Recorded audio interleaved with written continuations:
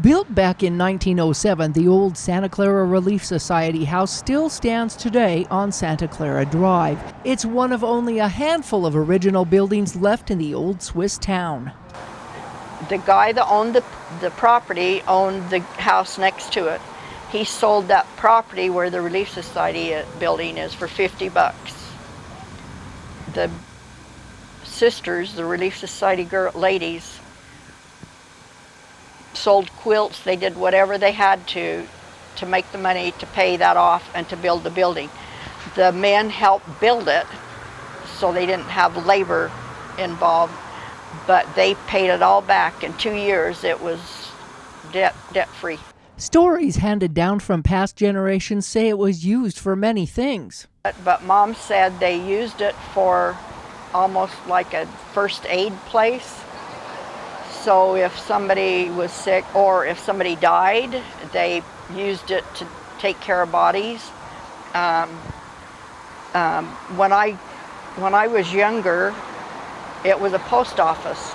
While this building may appear to look inviting from the outside, the original wooden floor and an overlay from a past remodel had been eaten away over time by termites. The termites were woodsmen. They crafted the wood pretty well, leaving just rubble in the swath behind them.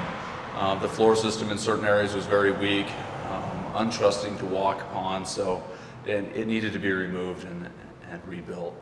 And that's why the City of Santa Clara decided to pay for the replacement of the floor to keep the history alive.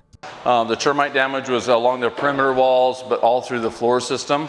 I have since removed the floor system. It was a 2x10 nominal floor supported in a rock foundation. But this was all rock foundation. It looked, what we could see looked like they'd taken adobe bricks and pounded them down in for the foundation.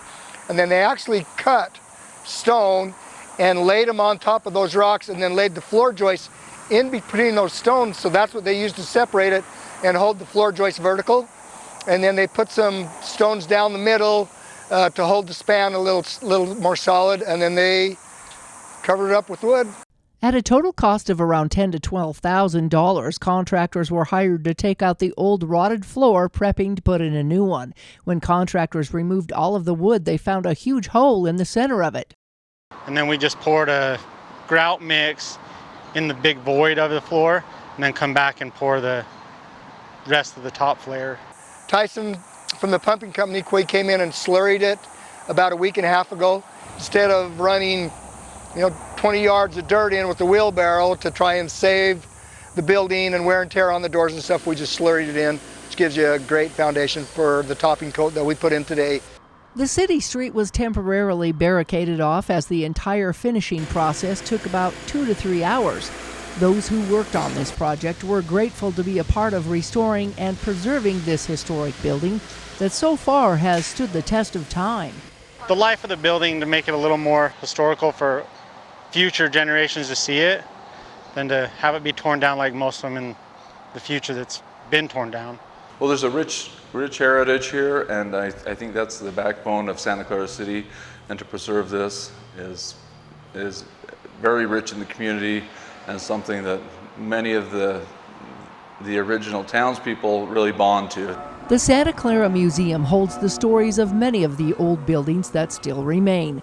Many settlers from Switzerland have stayed here despite the heat, floods, and tough times. You might say these families have continued to bear the fruits of their labor. Now Mom's house right here, Mom and Dad's house, is historical because it was built in 46? And so anything 50 years or older is historical. And so most of these houses on the main street in Santa Clara are historical. Trying to save the community feeling, I guess, is the big thing for me. Once the concrete dries, a new floor resembling wood planks will seal the old Relief Society building for good. And like the other refurbished buildings in the past, this one-room house will stand strong no matter what it becomes in the future.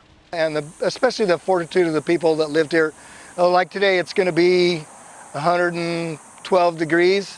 You've got to remember that people lived here in dugouts with no air conditioning. I don't know how they did it or why they did it, but for them to do the things they did and build the things they did under the conditions that they worked in, sometimes the little complaining that I do, you know, because I can't be in the air conditioner all day, kind of makes me think that maybe I'm not as tough as they were. In Santa Clara, Melissa Anderson, Community Education News.